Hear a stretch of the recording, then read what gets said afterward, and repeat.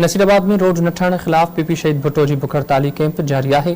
तफ़सील ॿुधाए रहियो आहे अलाह बख्श कुरैशी।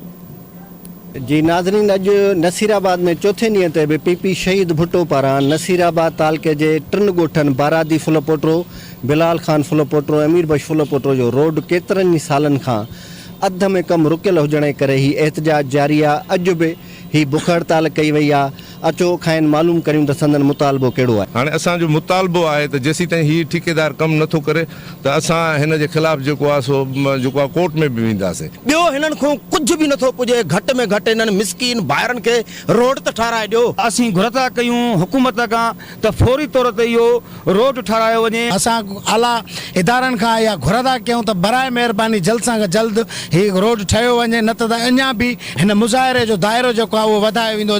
जी नाज़रीन, तव्हां ॿुधो त हिननि जो इहो ई मुतालबो आहे त जेसीं ताईं हिननि 3 ॻोठनि बारादी फुलपोटरो, बिलाल खान फुलपोटरो ऐं अमीर बख्श फुलपोटरो ॻोठ जो गुज़िरियल केतिरे अरसे खां रोड जो रहियल कमु मुकमल नथो करायो वञे, तेसीं ताईं ही एहतजाज जारी रहंदो। कैमरामैन सज्जाद कलोड़ो सां गॾु अलाह बख्श कुरैशी, सिंध टीवी न्यूज़, नसीराबाद।